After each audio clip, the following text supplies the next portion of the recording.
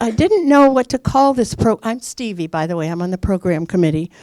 I didn't know what to call this program because I didn't know how many people would know what beta is.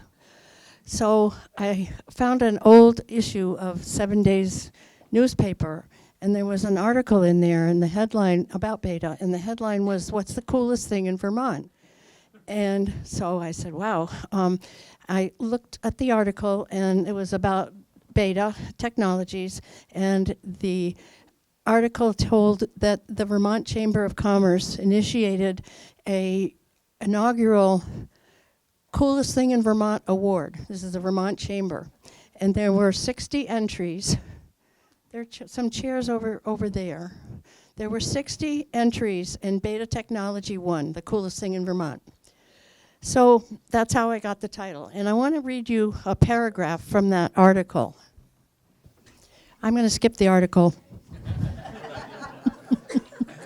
So as far as I know, beta technology started in 2017 when Kyle Clark, who is the founder, the owner. Oh, well, anyway, I think then I will turn it over to Chuck Maddocks, who works at Beta as a mechanical engineer. And full disclosure, he is my nephew. And his whole family is here. No. And I'd like to introduce Chuck Maddocks. I'm very proud of him.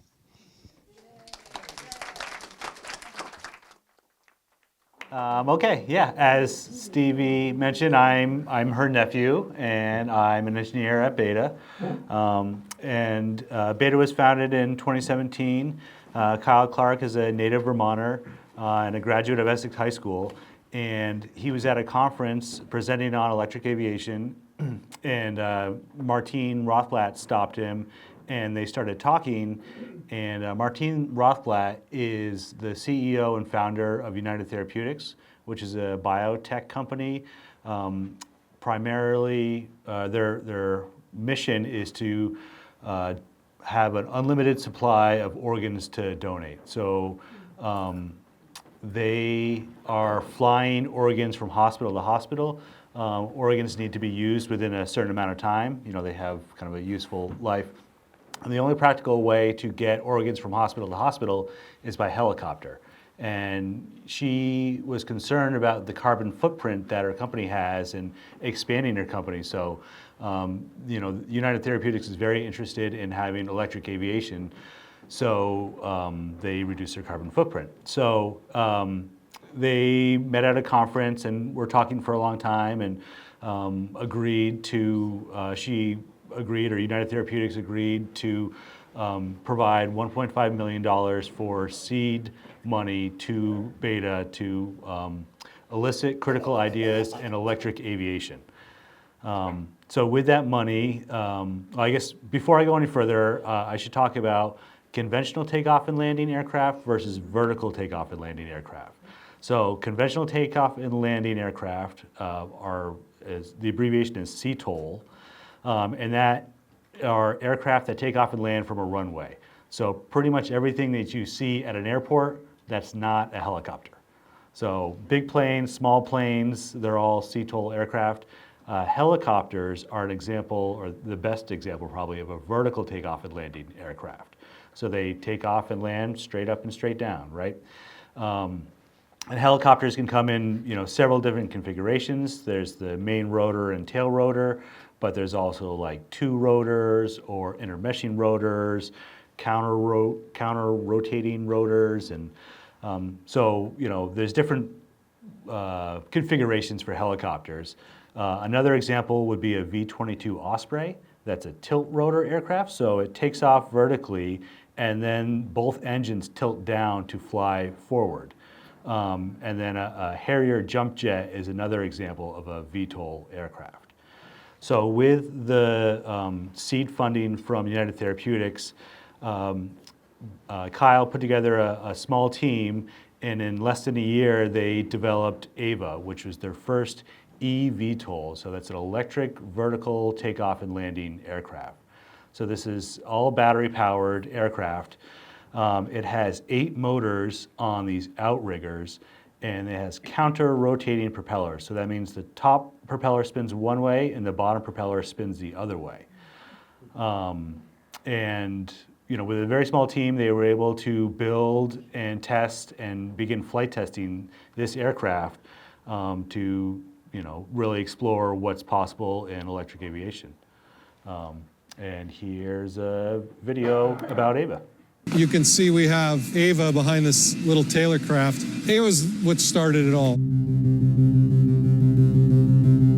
We started out with 6 or so people and a couple interns, and we were trying to show that we could make this work. We could make electric aviation a reality. Ava was an effort to produce the largest flying eVTOL aircraft. It was more of a proof of concept, like, yeah, we can do this, this is possible. Electric vertical takeoff and landing aircraft are upon us, and this is what they could look like. We got about 10 knots of wind, 15 maybe. We're gonna go full left, then we're gonna come back normal, and we're gonna go full right to check yaw authority.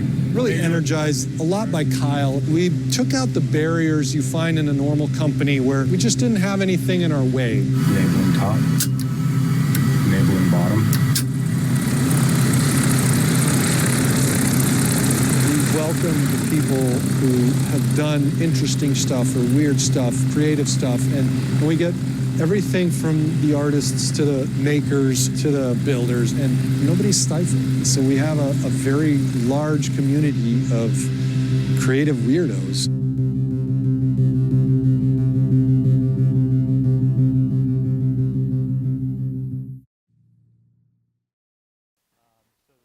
Is Ava, which has been described as the Edward Scissorhands of aircraft. And from that, they learned quite a bit, and a lot of it was they learned what not to do, and they really kind of focused on simplicity.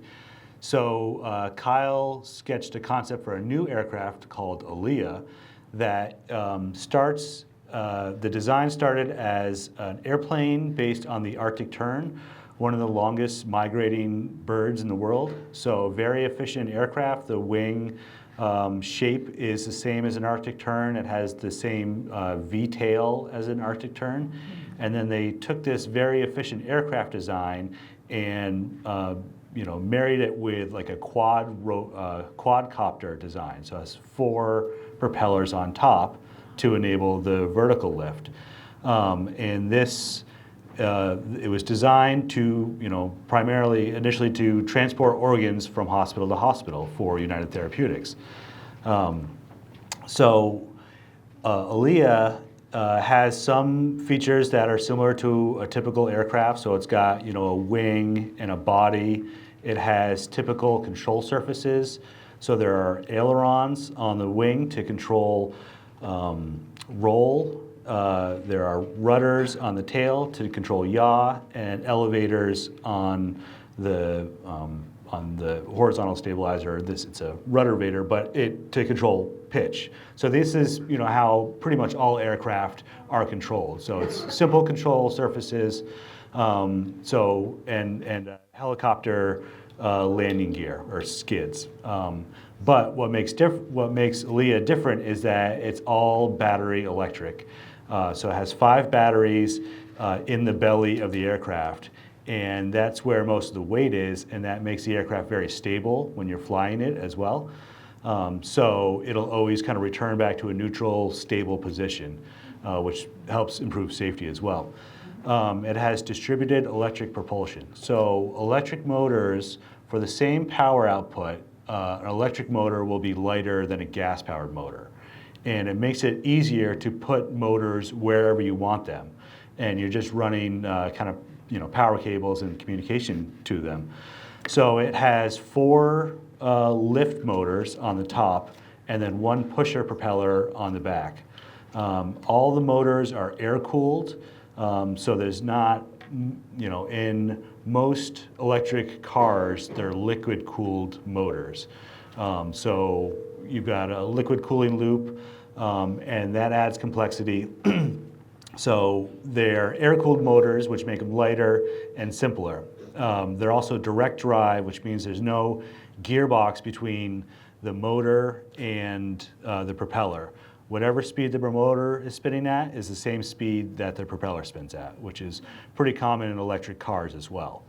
And then it has redundant fly-by-wire controls. So most aircraft of this size have cables that connect the pilot controls to the control surfaces. So if you pull back on the yoke or the stick, it moves the tail surfaces to pitch the aircraft up, right? In larger planes and in newer planes, they have fly-by-wire controls, which means that there are sensors from the pilot's controls, sensors that read those inputs and then translate those into electric signals that go out and move the control surfaces. So no cables, it's all digital, electric. And then Alia also has redundant flight controls.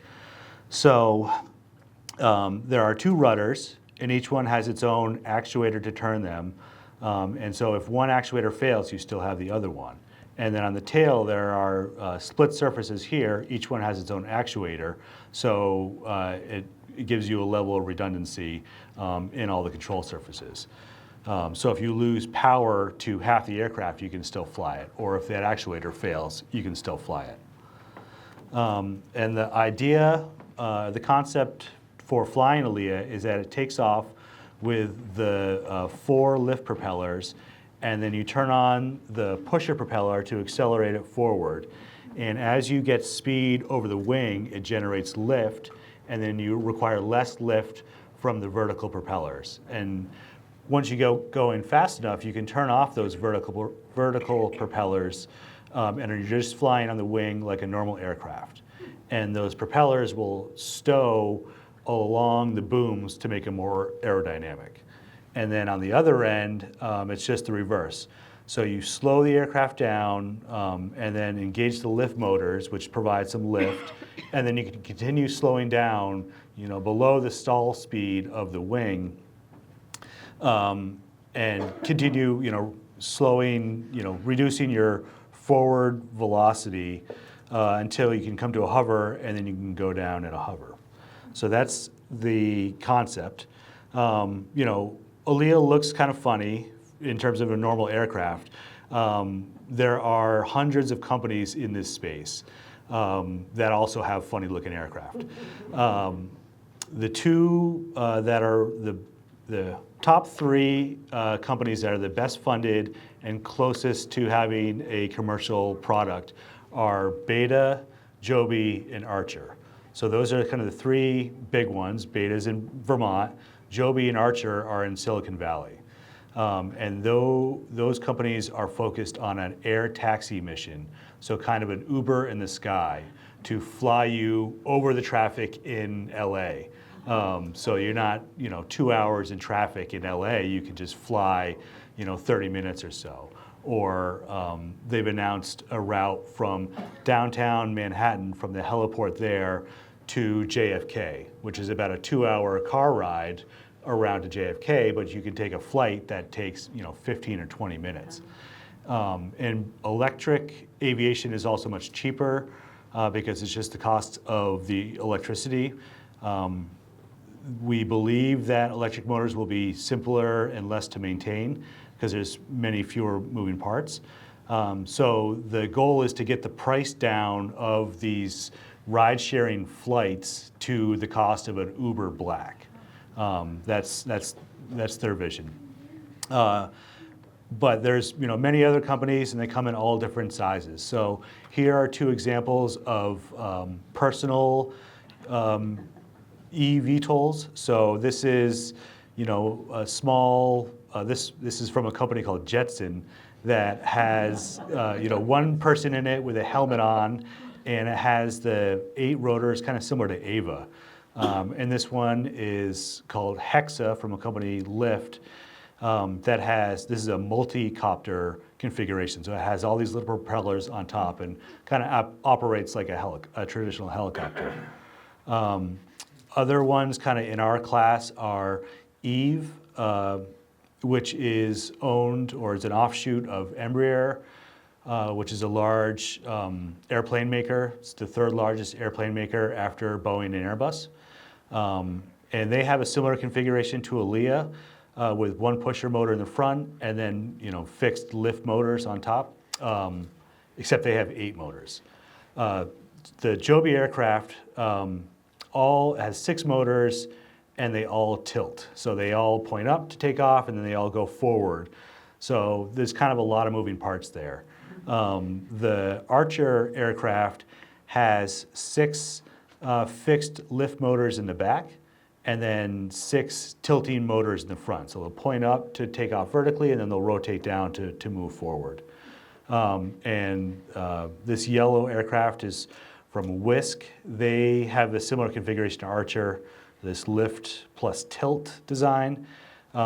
Whisk is owned by Boeing, so Embraer and Whisk, there's a lot of confidence in those because of the companies behind them, Embraer and Boeing, who have a lot of certification experience. They have very wide service networks, so if something breaks, they have all these centers around the world already that they can stock parts at and technicians.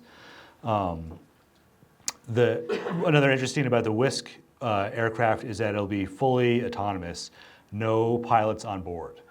So, just 4 or 5 passengers. And that is, they understand that it's going to take longer to certify that aircraft and for people to actually want to fly in it. All the other ones are designed to be piloted from the outset, but they have these fly-by-wire systems, so it makes it easy to fly them remotely, which is what Joby and Archer have done most of their flight testing doing, or you could make them autonomous if you have the right software, it will be able to fly from point A to point B on its own. And then just to show you the size, there's also an aircraft under development by a company called Hart that is a conventional takeoff and landing aircraft, so it doesn't take off vertically, but can hold 35 people. So, much larger than some of the other ones, and could be battery electric. It might be hybrid electric, so it'll use mostly batteries, but some jet fuel that will turn a generator and will still be more efficient and than a traditional aircraft of that size. All right, so Beta was founded in 2017. They were flight testing AVA in 2018. They came up with the Alia concept, and in 2020, they rolled out the first prototype and started doing some hover testing at the airport in Burlington. You can see the snow on the ground. So this is wintertime 2020, 5 years ago. They learned some things there, and there were some things that needed to be improved. And they said, okay, while we're working on the lift portion of this, we will airlift the aircraft over to Plattsburgh to do flight testing there. Plattsburgh is a good location to do flight testing because there's not a lot of commercial traffic compared to Burlington, and they have this super long runway that allows you can take off and land several times in one direction and then turn around and do the reverse. So we'll bring the plane over there and we'll start working on our conventional takeoff and landing because we need to do that as well. In this picture, you can see this helicopter skid. On January 1st, they did their first up and away flight of serial number 1, our first prototype. They put on this other landing gear known as the shopping cart landing gear because it's just these 4 wheels. And they did January 1st, 2021, their first up and away flight. So they took off, flew around, and came back for a landing. We also got our first official customer orders. So UPS, for delivering packages, and then Blade is a charter helicopter operator in a lot of major cities around the world. And so they ordered 5 firmer orders and 15 options. We closed our Series A funding round. So after we were flight testing with AVA, we got additional funding from United Therapeutics that kept us going. And then we closed the Series A funding round. $368 million, led by Fidelity, and then with investments from the Amazon Climate Fund, and then United Therapeutics, and Stone Point Capital, which is Chuck Davis's company.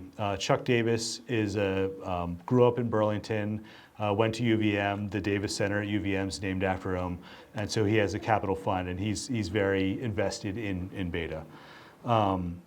And this is about the time that I joined Beta, and there were about 150 to 200 employees at the time.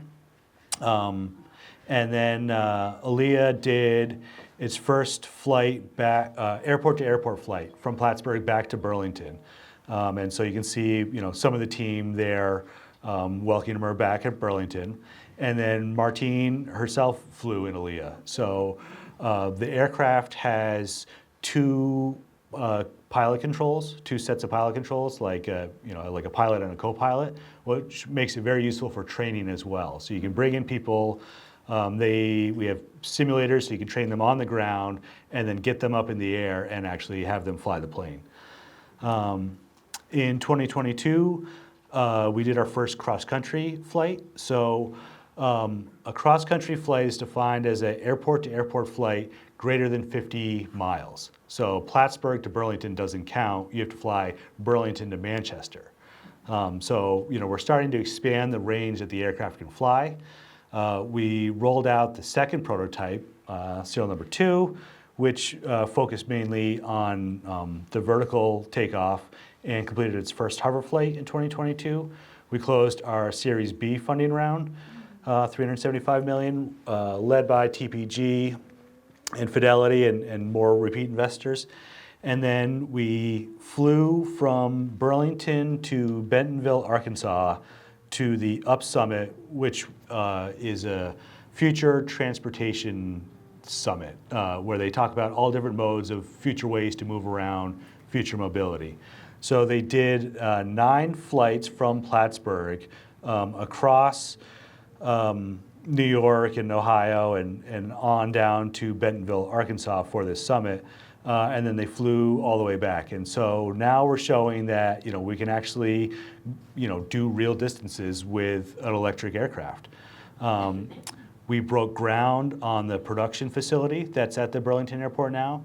So it's a 188,000 square foot production facility to build Alias. And then after getting back from Bentonville, they did another flight out to Louisville, and to UPS Worldport, which is their large package sorting operation. So a lot of packages flowing through there. And we got some orders from LCI, which is a leasing company, aircraft leasing company in Bristow, which is the largest private helicopter operator in the world. They do a lot of offshore oil and gas support. So flying people and cargo to oil platforms, but other charter flights as well. On the way back from Louisville, we completed a 336 nautical mile flight, which is 421 statute miles. Nautical miles are what are used to measure distance for flying and also in the marine industry, so on boats and stuff, right? And that's based more on longitude. There's 360 degrees of longitude that divide the U.S. or the world, and each one's 60 minutes within each degree. In 1 minute is 1 nautical mile. So it's 1.15 statute miles, normal miles. So we completed a flight from Jamestown, New York, back to Plattsburgh. That was 336 nautical miles. So you can fly across the whole length of New York State. So we're really getting somewhere now. This is a video about the flight back out to UPS. Right base for 35 right, 0 Uniform Tango, flight 2 to the tower. So long. Terminal 250 Uniform Tango, Louisville Tower, wind 31010, runway 35 right, cleared line. And look at all those Worldport jets, Chief. We're back here in Louisville, Kentucky to support the UPS visit. I mean, electric aviation is here, right? We came out again, charging on our own infrastructure, flying our own aircraft. So it's massive to be able to demonstrate how far along electric aviation has come and where we are right now.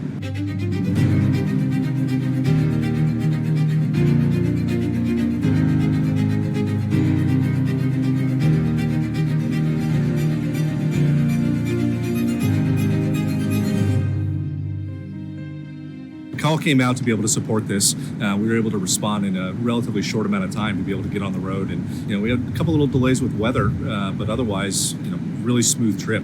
We flew today through some of the busiest airspace in the United States through Cleveland. And then landing in Louisville is obviously very busy with the cargo operations here. So showing that, electric airplanes can fit in just with normal airplanes in the real world. We didn't make any special arrangements for this, I think is a big gain for our operation. And I think we're just going to continue to see gains in efficiency from here on. UPS has been an incredibly innovative and forward-leaning partner on this technology. Getting that sort of touch point with them, same as they get the touch point with the aircraft, is always motivating to our team for sure. Yeah, how's that? Very good. So that commemorates what these guys set up, which was the first flight of this aircraft for UPS. It flew here from up in Vermont. You want to sit in the cockpit? You would make my day if you did.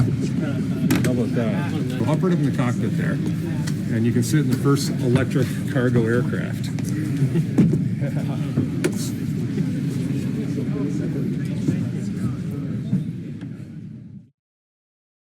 So that was 2022. 2023, we're demonstrating that we can fly airport to airport, and found that there is actually kind of a market just for that type of aircraft. So they said, okay, well, let's make a conventional takeoff and landing version of Alia. So same thing as the vertical one, minus the lift propellers. So it'll just do airport to airport, and there's plenty of people that want that as well. Serial number 1 flew down to Eglin Air Force Base in Florida to do some training and demonstrations with the U.S. Air Force down there. So having their pilots fly it, seeing what they can do with it. We opened the production facility in 2023. So that's when we got our certificate of occupancy, and we were allowed to be in there. Some parts were still under construction. There's pretty much nothing in there. It's just this giant empty room now. But you can see how much the team has grown in just a few years. This is the opening announcement. We got some orders from Helijet, which is a charter helicopter operator out of Vancouver, and Air New Zealand, which is our first airline order.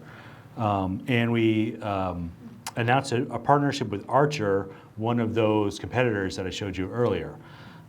So we are not just developing an aircraft, we're also developing the charging systems and kind of the whole aerospace, electric aerospace infrastructure, or the whole system. So we have a charge cube, which is a fixed charger that is high power, 320 kilowatts. So I plugged in my electric car at the little charge point chargers at the library over there. Those are 7 kilowatts. Most high-speed chargers start at 50 kilowatts for cars, and so this charge cube can do 320 kilowatts. So it can charge the plane in under an hour at this high power. The charger plug itself is a CCS plug. Here's my car. Oops. Here's my car again. Plugging into one of their towers. So this charger can charge an airplane, or it could charge my car or other vehicles at the airport. It could charge Amazon's new electric delivery trucks. So it's very useful. And that's what this is the charger or the plug that we have on our aircraft. Other people like Archer and other electric aircraft manufacturers are also starting to adopt this plug. So they'll be able to charge off the Beta chargers as well. We also have a mini cube, which is a portable solution. Most airports have an outlet to plug in a jet to run power to it when the engine is not actually running. And this mini cube will plug into that outlet, and then you can plug it into the aircraft. 40 or 65 kilowatts, so not nearly as high power as the big one. It'll take longer to charge, but you can take this mini cube and put it in the back of the aircraft and then fly airport to airport, and even if they don't have a charger, you can likely charge there. So I'm going through a timeline, and we're in 2023. This is the map of our charge network today. So this is now. All the solid black dots are active chargers. So those are airports or locations where they have chargers. All the gray ones are in progress. So there are 55 active sites right now. A lot of them in the East Coast. You can see the path down to Bentonville. We have one in Toronto, and then we also have one active one in the UAE right now, because a lot of companies are announcing plans to fly in the Middle East. And we have one out at Archer's site in Salinas, California as well. Okay, 2024, on its way back from Florida, serial number one, our first prototype, did some demonstrations, more demonstrations with the Air National Guard and the Air Force, as well as Bristow over in Louisiana. So they're looking at, how can we use this aircraft for cargo flights? How, what can we do for like medevac missions? Our charge network really grew a lot in 2024. With support from regional airports, fixed base operators, which are kind of like the marina for an airport. So you can, land your airplane there, and you can go, and they will provide fuel and other services. The Michigan Department of Transportation announced an initiative to install our chargers. So we have quite a few active chargers there.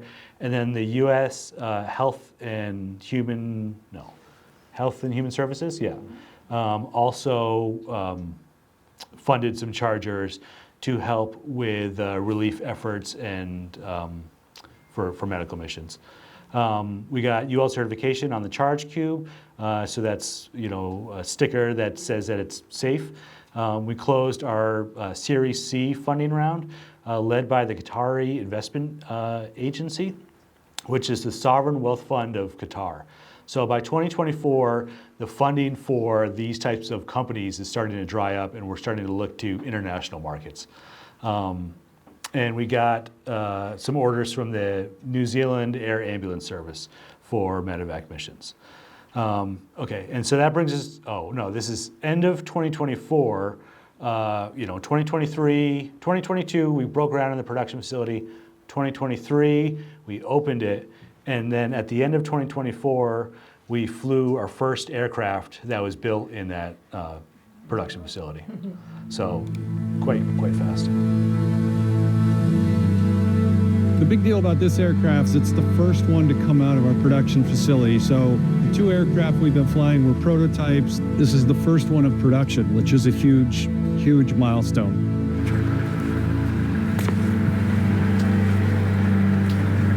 Good morning. Hey Chuck, how are you, sir? Good. Hey, sorry, missed your call there. Oh, it's all right. Just checking in on the 11 o'clock. So it's everybody's pushing, but it's a culture building thing. It's a camaraderie building thing, and virtually everyone is involved. There's not a person in the business that isn't, and that means a lot, obviously. Super. So Go. cool. All right, we'll talk to you at 11. Thanks in advance for your insight there. So we're going to go into D2 here, and every day I've been spending an hour or so, hour to 2 hours, doing the first flight sequence of everything from the startup through the shutdown of the airplane. So we're going to go do a version right now. Did you see this? Isn't that great? It's the cockpit. Flying the first flight in the CX is, it may be conceived as like, hey, that's a treat you get for engineering or whatever, but it's not the case. It is an experience for me to really, really learn about the shortcomings of the engineering so that I don't misunderstand or misrepresent the status of our business, not to investors, not to customers, and certainly not to myself, which would be dishonest in guiding the business to what's important. This is his way of leading the company from the front, which is so uncommon these days. Like he'll be the first one to put himself at risk. He has so much faith in what we've all done together that he's excited and eager to be the first guy in the airplane and fly it.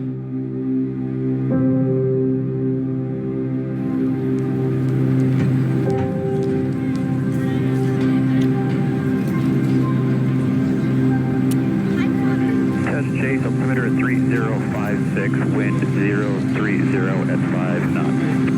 Copy 3056, copy.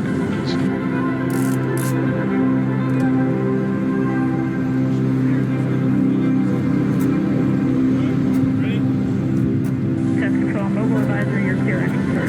Copy, cleared engine start. Copy, cleared. First flight profile, test card 1, test point 1, break. Chase, say taxi instructions.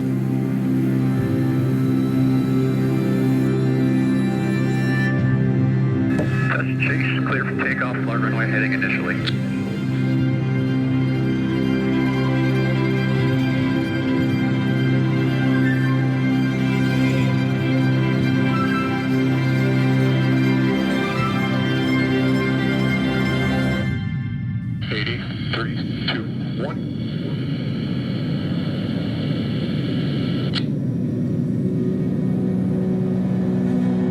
It's never a no-risk thing to go flying for the first time, so I think ultimately if those risks roll up to me to make a decision, then I should own that decision. 7,000 feet, predictable, 1900, 97 knots on condition, standing by, test point 1, test card 8. I'm accepting the risk, and I'm not just accepting it for somebody else, but I'm accepting it for myself. It generates an empathy for all of the people that are working on those problems because you're in those problems with them. Getting a shot with that pretty factory in the background that built this thing. That's the goal. Really felt good on the go around. Stable on the approach, little control check felt good, and we are good to land.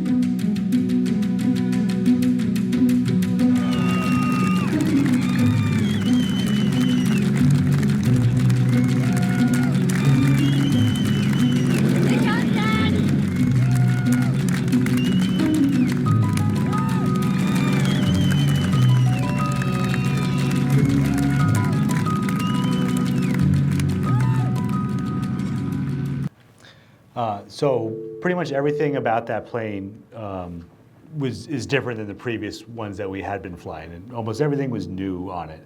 So it was really a big deal to roll that out and fly that.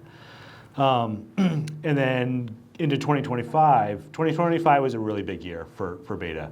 And it started with that aircraft, which has a tail number 916 Lima Foxtrot. I'll refer to it like that sometimes. Flew all the way out to California with some stops in Utah. Some announcements there about installing chargers and getting some planes in there in advance of the Olympics that are going to happen there in 2032, I think, or thereabouts. Flew all the way out to California and back, 7,000 nautical miles, over 80 airports, flying in and, to all these little airports to show people the aircraft,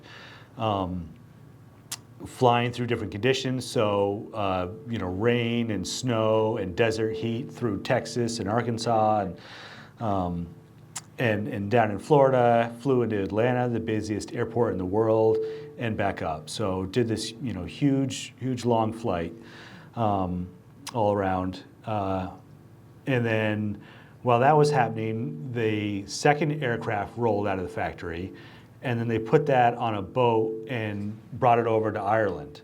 Got off the boat in Ireland, flew across the Irish Channel, did some stops in England, and then did a flight across the English Channel into Paris for the Paris Air Show. The Paris Air Show is one of the biggest industry trade shows for the aerospace industry in the world. So Boeing, Airbus, all the major manufacturers are there, all the suppliers are there. we flew our aircraft there, and it flew every day in the air show. So we're doing flying demonstrations for everybody at the air show. And then after that, it continued flying throughout Europe. As you can see, Europe, they have a lot of, this aircraft is well suited for Europe because it's much smaller than the US, right? And so it's easy to fly, all around England with this aircraft. This demonstration culminated with a delivery to our early customer, Bristow, in Norway. And so that they could try training, same thing that we were doing with the Air Force previously, training their pilots, training their maintainers, testing out routes, and flying it in the conditions that they plan to fly it in. So it's been quite rainy in Norway last summer and fall. And Bristow is typically doing flights from Stavanger, which I'm sure I'm not pronouncing that correctly, to Bergen, which is a 4-hour drive across all these fjords, but it's a 1-hour flight. And we can do it, all electric for, less than $10, I think, in electricity. And this is, so the Paris Air Show was a pretty big deal for us.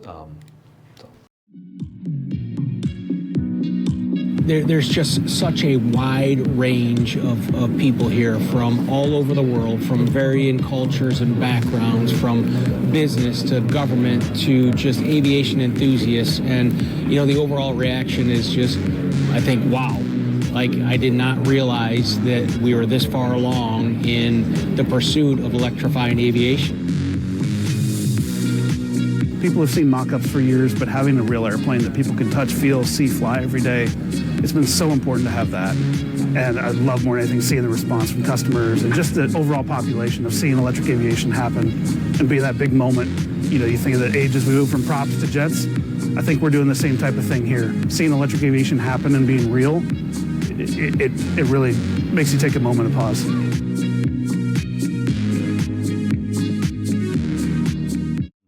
And so our first aircraft off the production line that flew across the country and back, once it came back, they converted it to a passenger version. So all the aircraft so far have been cargo aircraft.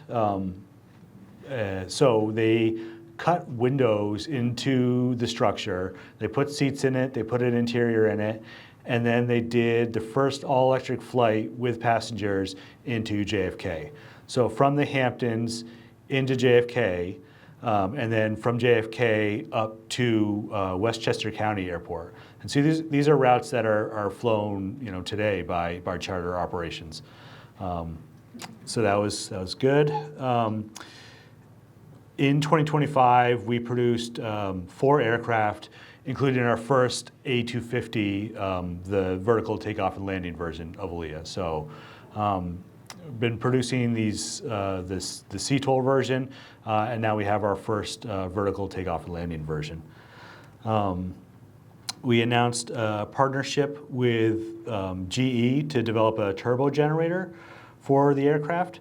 So GE is the largest jet engine manufacturer in the world. They looked at all the other companies in the space and decided to partner with Beta because they saw that our motors were the best. And so they will provide a turbojet engine that's used in helicopters and some turboprop aircraft, and we'll put our electric motor on the front to turn it into a generator. And it'll run on jet fuel, but that electricity from that turbo generator can be used in all the aircraft that have this distributed electric propulsion system. So it really just extends the range and helps go from a couple hundred miles to like 1,000 miles in range. And as part of that agreement, GE is going to invest $300 million into Beta as well. Another one of our aircraft, same thing, put it on a boat and brought it down to New Zealand for Air New Zealand to begin training and demonstrating with it. Their intended route is from the North Island to the South Island and back to deliver packages, or through the mail service there. So good distance, good route for our aircraft. So this is a picture of the aircraft actually in New Zealand, charging there. And then we did our IPO this year, so which was very successful. Here's Kyle ringing the bell. This gavel is actually for ringing the closing bell. The opening bell, this is from the opening bell at the New York Stock Exchange, which is just, you press a button and it rings the bell. And there's this hammer that is just kind of a symbol for like hitting the closing bell, which is not this bell. And Kyle asked the woman, said, "Can I use this and hit the bell?" And she said, "Nobody's ever done that before." But she saw how tall he is and reached down, and so he did it. So up here is some of the original employees at Beta, Kyle's family, so his wife Katie, and daughters Willa, Ruby, Charlotte, son Harry, and then Chuck Davis, his wife, and their son and grandson. And so the IPO, the opening price for Beta was higher than we estimated. So it was a very successful IPO. In one day, we raised $1 billion. So that'll carry us for a long way. And as part of the IPO, we're a public company now, and we have to disclose some more information than we used to. So one of them is our certification timelines for our products. So all the aircraft that we've been flying are experimental aircraft.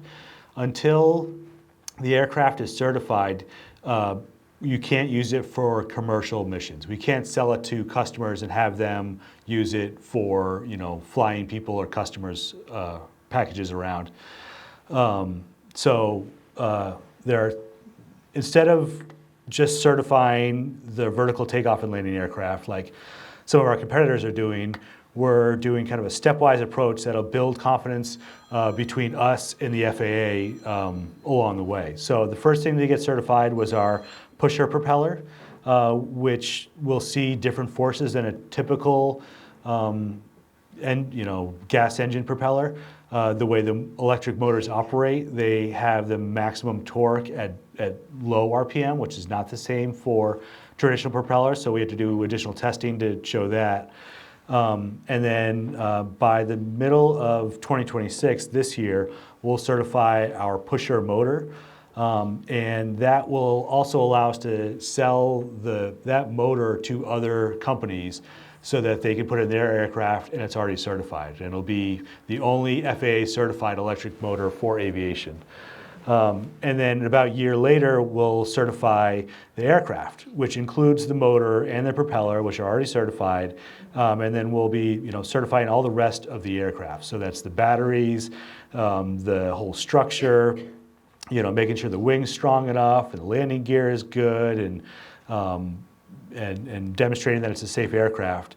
And then about a year after that, we'll certify the VTOL aircraft. So this year, motor, next year or early, I guess it'll be, by mid-2027, we're planning to certify the aircraft, and then we can start rolling those off the production line and selling those, delivering them to customers and getting paid for that. And then about a year after that, we'll do the vertical takeoff and landing aircraft, which has 85% of the same parts as the conventional takeoff and landing one. It's just the lift motors. Along the way, we're working with the FAA and gaining confidence with them. We also disclosed some of our future products. So the first one is a MV250 is what it's called. And this is an autonomous hybrid version of our A250 vertical takeoff and landing aircraft. So this would be for the military, basically a large cargo drone. So no pilots. It'll have the hybrid system on it, so it can fly much further. So we're working on that. And then a 19-passenger conventional takeoff and landing aircraft. So this is a size comparison with our 5-passenger aircraft to the 19 one. And the 19-passenger aircraft will use the same pusher motor, just in, flip it around, and it'll have 4 of those. So using a lot of the same technology that we've already developed and start building that into larger aircraft. And, we kind of see that as the future is, how soon till we can carry 150 people or more, right, and do the same missions that are currently being flown. And we also got a contract to supply the pusher motor for the Eve aircraft. So Eve is another one of our competitors. They have a similar configuration to us, except they have 8 lift motors and 1 pusher propeller. They're backed by Embraer. They have a lot of orders. And if you take the number of orders they have, so every one of those planes will have a Beta motor on the back of it. And the cost of our motor times the number of planes they have orders for adds up to $1 billion just in selling the motor itself. So, selling our technology is another way that we're kind of diversifying what our revenue stream is. So we've got chargers, we've got aircraft, and we've got other systems like the motor. This is the first prototype from Embraer. They did their first flight at the end of last year. These have, it was just a vertical takeoff and landing flight, up and down, no humans on board, and it has 8 Beta lift motors in it as well for their first flight. So we're working with them on that as well. Okay, that is, and then, it wouldn't be complete without talking about the benefits and culture at Beta, which are kind of unique and are really driven by Katie Clark. Kyle's wife is our director of culture. And so she's responsible for the benefits, and she's responsible for making sure we have this clean image, or all our buildings are beautiful. This is our Montreal office, and then lots of the other perks that we have. So it would not be unusual for a Beta employee to wake up, go into the Beta Health Clinic, which is on Kimball Ave near the airport, and we have a doctor and a couple nurse practitioners there, and they can do routine, that he's my primary care physician, so he does annual checkups and routine medical tasks, and that's all free of charge for all Beta employees and their immediate families, so their spouses and kids. So it makes it much easier if you're sick to get in there and see a doctor right away. It's close to work, it's very convenient. So I could do that, drive into the office, plug in my car and charge for free. It's free charging for all Beta employees. Go get some coffee and snacks, which are all free. And then that'll tide me over until lunchtime. And we have a chef on site. And there's a prepared lunch, healthy lunch every day that's free. You can sign up for a chair massage once a week, totally free, 15 minutes. There's flexible time off, so there's unlimited vacation policy. So the general rule is that you get compensated, in pay and all these other ways, and you should put into the company a little bit more than you get back, and that's kind of the overall rule. You can bring in your kids or your pets to work every day, and we also have free flight training. So we have a fleet of trainer aircraft and flight instructors on staff to get your pilot's license in a helicopter or a fixed wing normal airplane. That's all free of charge. And then with this IPO and the money that came in, Kyle and Katie held a press conference with some local Vermont news organizations and kind of announced plans that they're going to double the size of the production facility, and they plan to hire 1,000 more people over the next 18 months, mainly in Vermont. So they're very committed to Vermont. And every summer they hold a big party on their property in Lincoln, Vermont, where there are food trucks. So there's free food and drink, of course. There are bands and dancing. They put on a rodeo. They have a pond you can swim in. Everybody that works at Beta and their family and friends are invited. So it's great. All right, and so here's a video on that.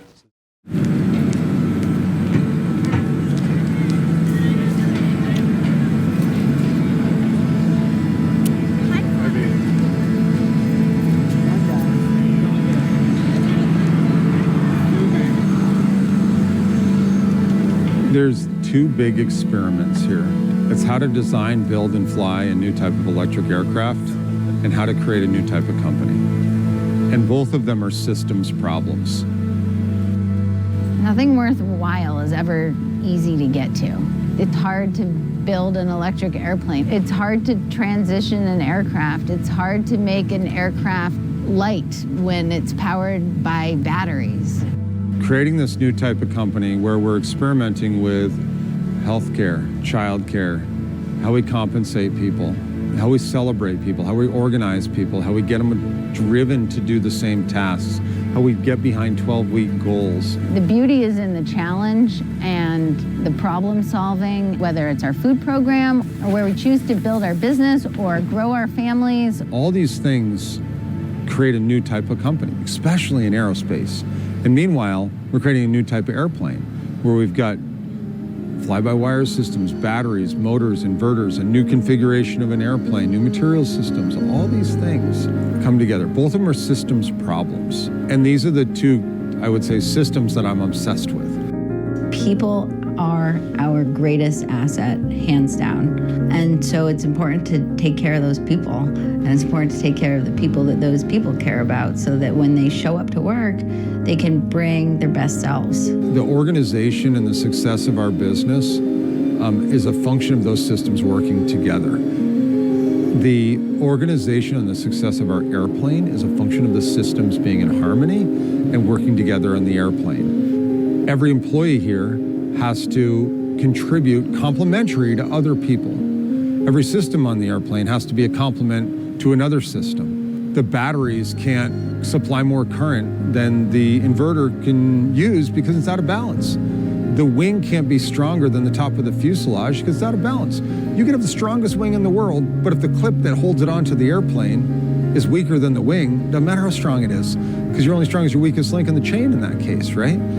In many cases, that's the same as the company. It only works when we're working at the same thing at the same time together. That's how this business works well, if everybody is on the same track with the same mission and the same goal. It doesn't only have this temporal change that's happening all the time, but it also has this balance that has to be achieved at each point in time. And the airplane, because we're not gonna go and just do one giant step to design a perfectly certified, well thought out airplane, because we don't know enough to do that. Nobody does. Nobody's ever certified an electric airplane before, let alone flown it, really. And so we're trying to do that and grow the company, grow the plane, but it actually works in a remarkably cohesive way, which is the people that are willing to accept a high velocity, interesting, dynamic environment also are capable of a high velocity technical program that's dynamic in nature. It's a community of people working hard to make magic happen.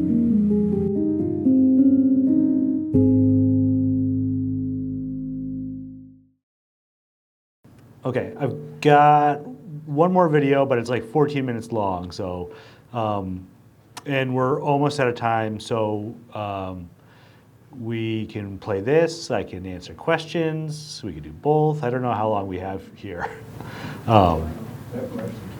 Yeah, sure. What's the payload? It's about 1,000 pounds, or 5 passengers, 1,000 pounds, 200 cubic feet. Okay, it goes about 400 miles. What's the range? Closer to like 100 miles, I think. Yeah, right now. With, we're required to have fuel reserves, and so that's kind of limiting it now, for sure. Yep. Can we use the microphone? Sure. How can you hear me now? I don't think. Is it on there? How about if we do some questions and then do the video, and people can leave if they want to or need to? Absolutely. Okay, I've got the microphone, and I would prefer if you used it because we're videotaping this. So I will try to get this microphone to you.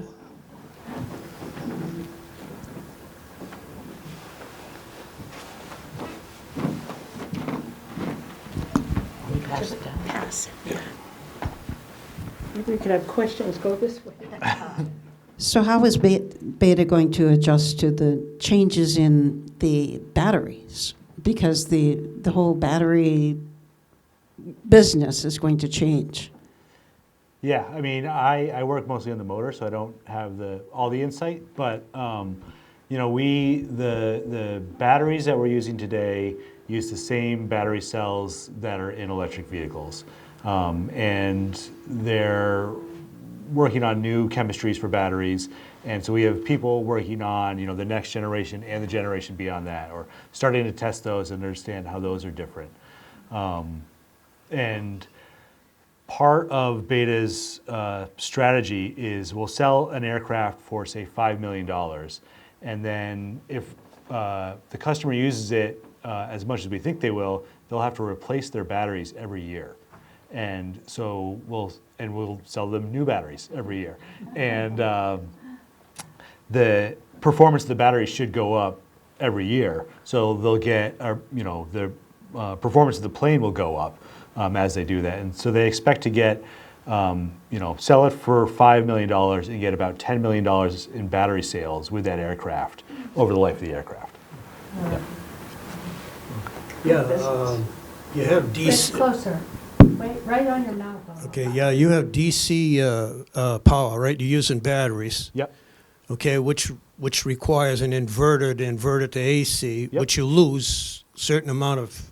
A little bit, yeah. Right. Why can't they go DC and keep the motors DC? A DC battery. The way the motors work, there are magnets, and when you flow current through a wire, it generates a magnetic field. And so if you think of like a stick magnet that has like a north and south pole, and if you were to flow current, you know, you flow in one direction, you flow the DC through it, it'll line up with that. You have to keep moving it to get the motor to spin. So pretty much all motors, if they need to spin, they need to have AC, or they need to have changing current, or you need to change where you're putting that current. Does that make sense? Yeah. Or, yeah. I talked to a guy and say, okay, well, like a DC brushless motor, like that's a DC motor, right? It's like, not really, because it hits, you know, it's has two teeth or that contact one way, and as it keeps going, it jumps to the next one. So I guess it is fixed from a DC point, but the current needs to go back and forth. Yeah.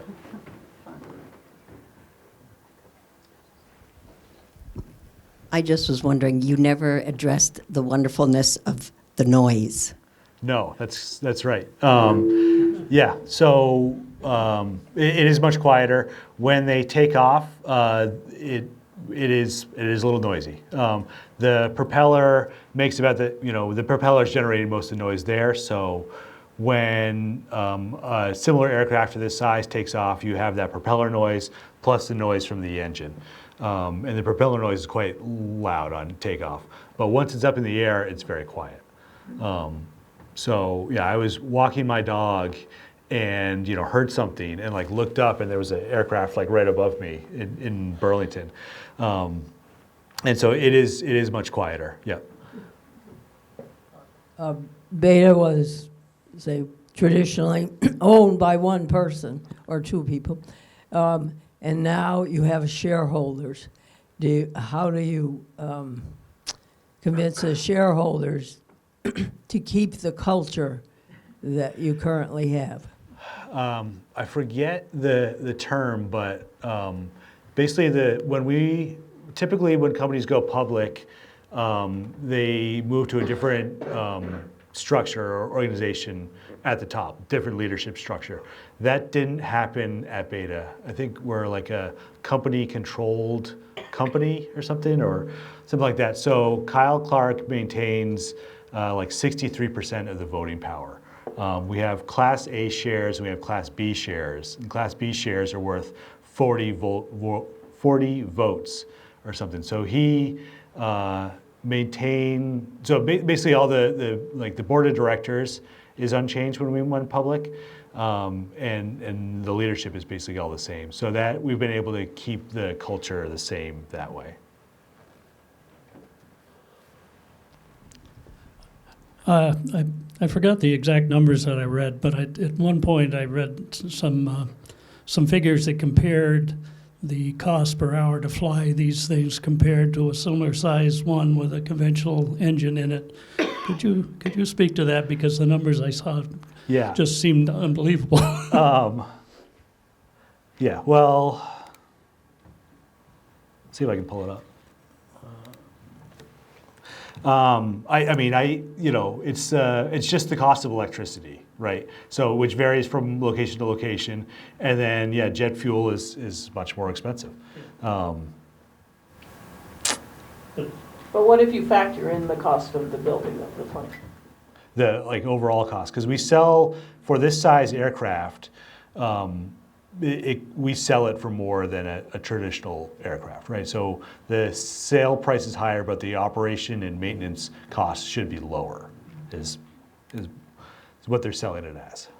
So we haven't flown it enough to really show that it's true, but we've been flying them quite a lot, and the maintenance is very low. I'll try to pull that up, but we could keep going with questions, I think, too. This might have something. I know that you have a small aircraft called the Pipistrel. Mm-hmm. How many of those do you have, and what are those used for?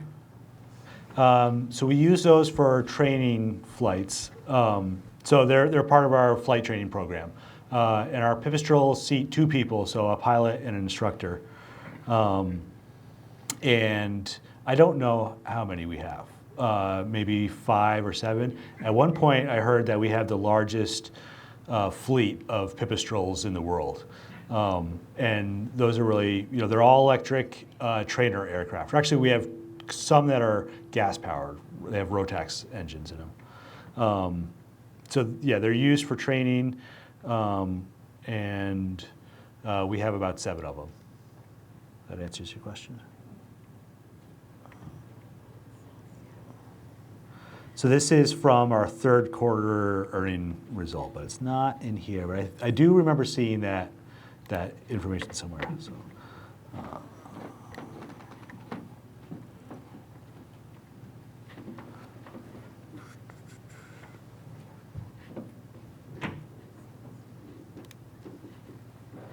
I always go back to our S1, which is what you file when you do your IPO, and that's where a lot of this information came from.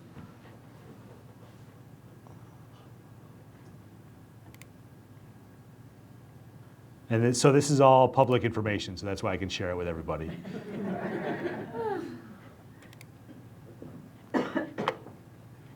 And I had to learn a lot about IPOs when this happened and read this document.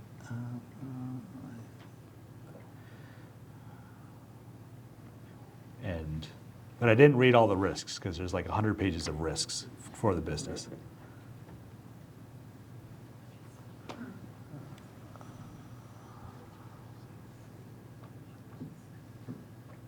And it may not be in here, but we'll see.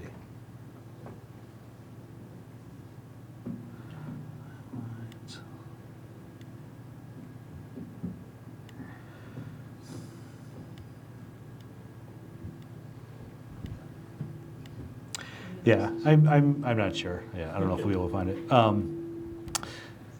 I know on those early flights, so now we fly our aircraft around and they just fly by themselves.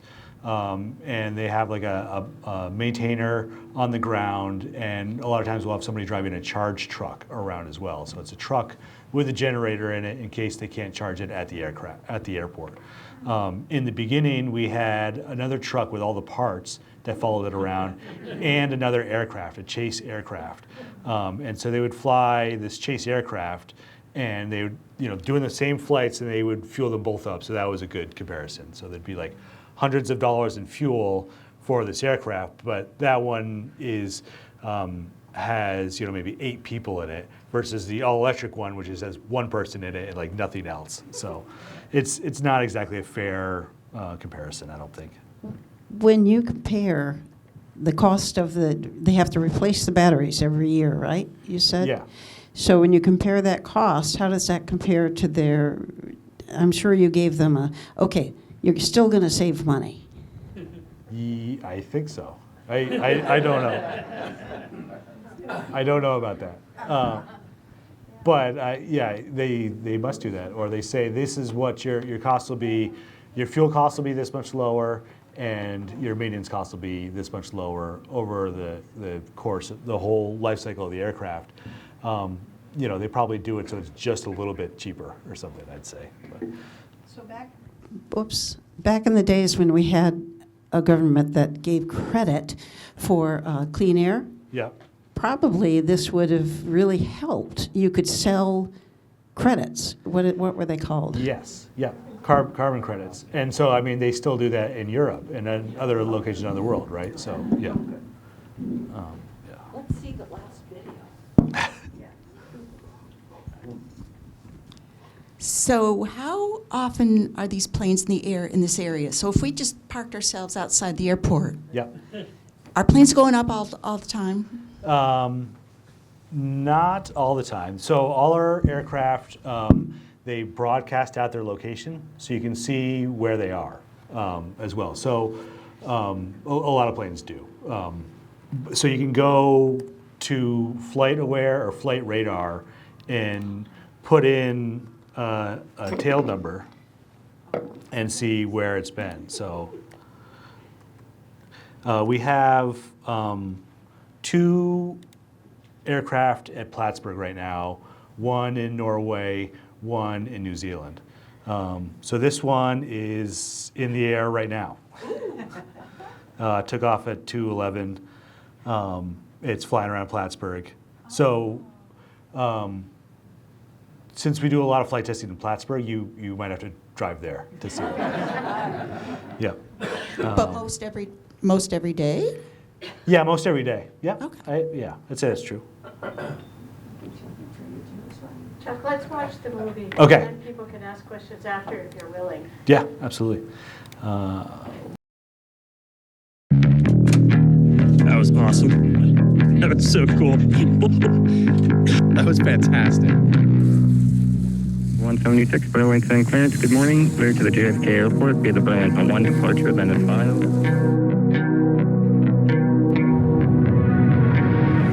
Nice little valley fog up there. So it's just like, it's almost hands off here. You got the airplane. So easy flying this thing.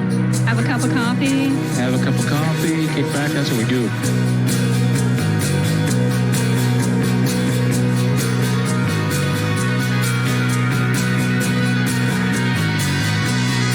Land is flying!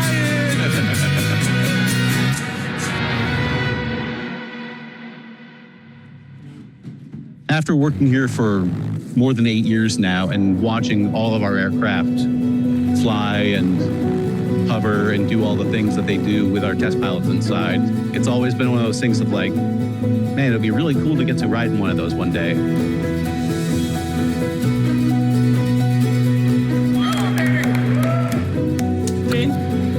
are you?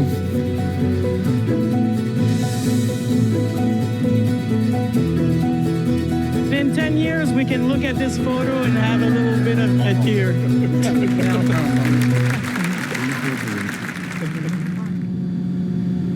Yeah, I've known Kyle about 8.5 years now.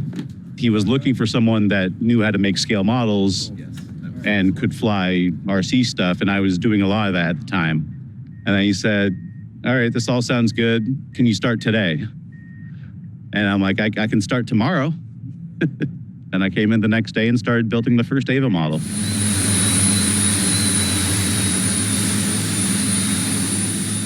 They're out here. Put it in the back. Spinning in 3, 2, 1.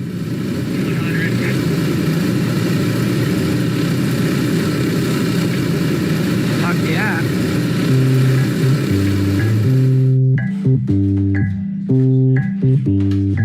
This at first was just another random job. And then as I got to know Kyle more and more over the first month or two, I realized how special and smart and hardworking everyone there was. And I'm like, this is what I want to do.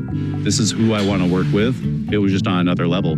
These are people that aren't going to foul. This is going to, like, something is here. It was just super uncertain, but it was fantastically fun. So when we started, we were in a little office. It was probably a storage closet in the hangar underneath our workshop. That was where we built things to begin with. And then we've moved through a couple buildings in the area. There's a rotten barn behind the John Deere dealership near here. And that was our big upgrade. I knew Kyle and Katie from high school, and then connected with Kyle again years later. At the time, I was ready for a change. So I told myself, why not? I'll just try it out for a year, see where it goes. Riley Griffin, I'm on the flight sciences team. We handle everything that relates to aerodynamics, performance, stability and control, aeroelastics, basically how the plane flies. Beta 8 years ago was a very different thing. For the first year and a half here, I think I had access to a 172 and I didn't have health insurance, which was kind of a funny joke at the time.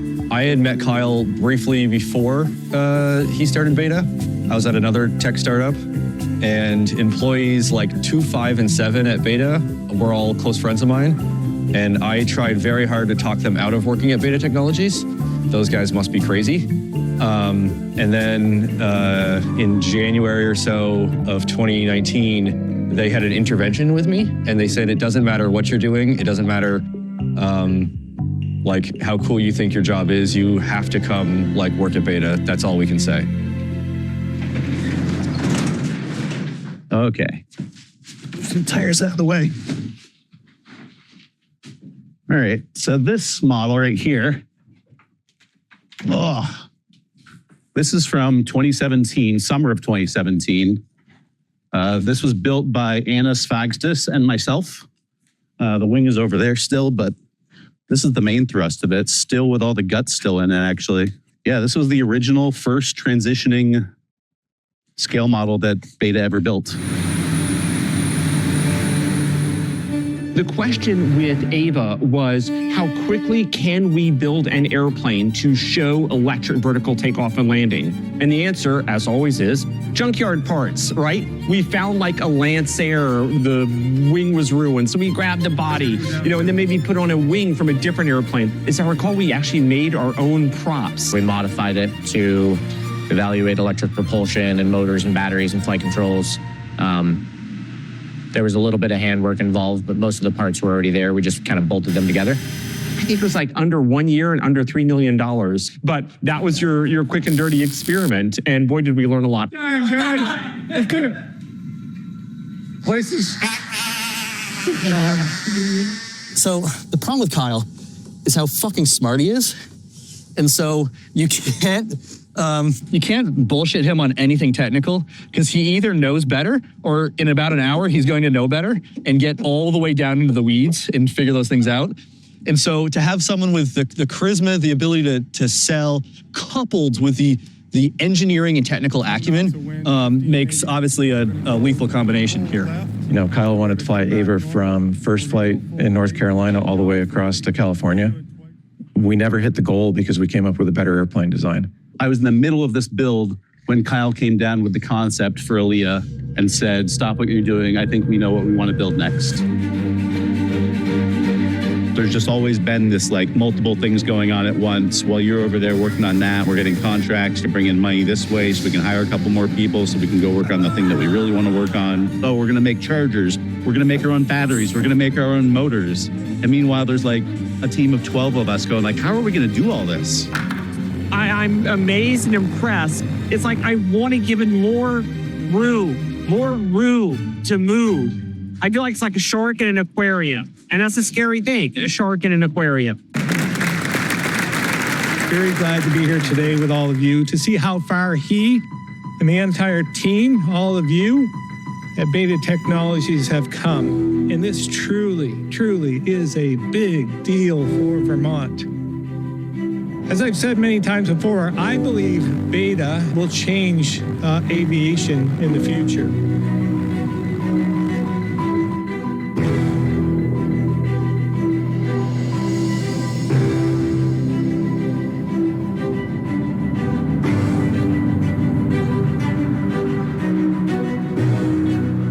One term I've heard is that you have artists and soldiers. And that's kind of the basis for any innovative company. And you need both of them equally. You need the artists to do all the crazy R&D stuff that, like, I don't know if this is gonna work, but we're gonna try it and we're gonna do it passionately. Then you also need the people that are like heads down on the technical side, making sure like, okay, budgets are going out, we're gonna get paid for this contract. We're actually making this thing on this production line that we're gonna sell to customers. Today, we're moving our bird from this location here in Burlington where we assembled it to our flight test area in Plattsburgh, New York, which is where we need to be to get the thing in the air and do all the cool stuff that's coming next. It's really exciting, and I come from, historically, let's call it more of a traditional industrial and aerospace world where things take a long time, and this is a really unbelievable change from that. You know, with our quarterly milestones in the early days, that risk is right in front of you. You know that you need to get this motor spinning and we need to accomplish this test and do these milestones in order to continue as a company. We have to get this done or else we're done. We're doing things that have never been done, so we can't really ask anybody like, hey, does this work? We kind of just need to find out. Beta Technologies electric aircraft returns home after a coast-to-coast flight. Electric aircraft maker marks a historic moment for their company. Last month, they did their first complete maneuver of a plane that they hope will help revolutionize the industry. History was made today at JFK Airport as the first all-electric aircraft successfully touched down. We all led all of our efforts. But the team was small enough where we all got together. We would set goals, objectives, and by the end of the week, we'd say, thumbs up, thumbs down, that worked, it didn't work. It was a very fast-paced organization. I still walk in and I can't believe the size of the building. I still look around and I'm just amazed by how big we've grown. When you look back and you're like, those 8 years went by so fast. By the end of just the first year, we only had about 10 people, and now we're at over 1,000 people.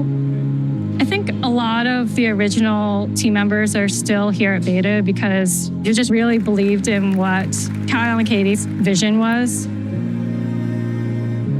Like, it's one thing to sit down and read about these projects and go, yeah, that's a cool sci-fi dream. That'll eventually be the future, but I've got a nice job right now. But then you meet Kyle Clark and you get to know him and you go, I've never wanted to work for someone the way I've wanted to work for this dude.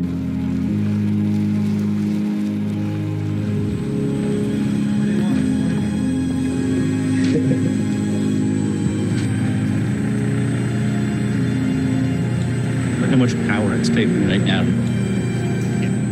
We're flying Alia this morning. 916 Leo Foxtrot. How many years have you guys been working on this plane? Almost 8? Yeah, 8 years and 6 months or something like that. Been watching it fly a lot, and I've climbed around in it a lot, but not actually flown in it. I would get to see what it feels like, yeah. They have their fingerprints all over the design of this aircraft. We're gonna have a nice sunrise flight. I think rock, paper, scissors for pilot. We'll do, and then winner takes slam. All right, okay. Rock, paper, scissors, shoot. All right. Rock, paper, scissors, shoot. All right, we're flying. We going flying? We're all flying.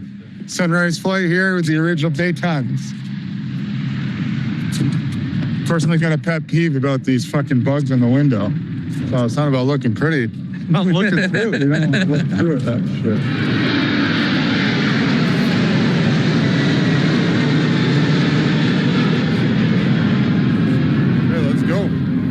being able to fly in something that I've helped build would be the culmination of everything I've been working towards. Bring Excel information box dot time 0954 Zulu, wind 140 at 5, visibility 10, sky clear, temperature 12, 2.8, altimeter 3029er. Before check baby 12. Together. Yep, gotcha. Okay, power set. Rudder's alive, feet on the floor. Centerline pride, Lino. Centerline pride. 80 coming up on rotate. That's so fun. That's so satisfying. I'm gonna give it another 3 knots, 2, 1, just so Riley can feel his powerful tail. Wow.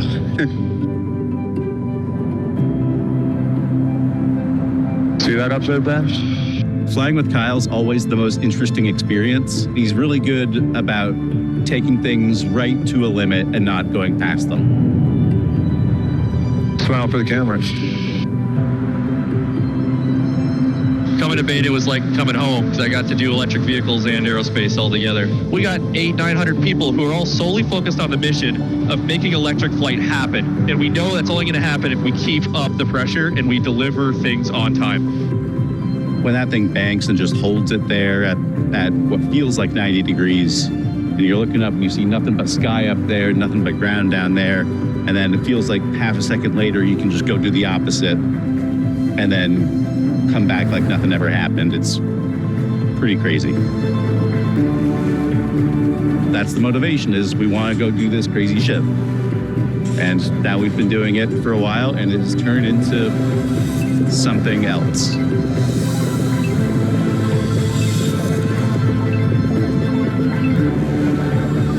I think that's where we're at. Yes. That.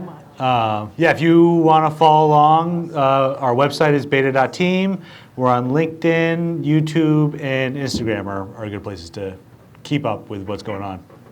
So, yeah, thanks everybody for coming. Thank you.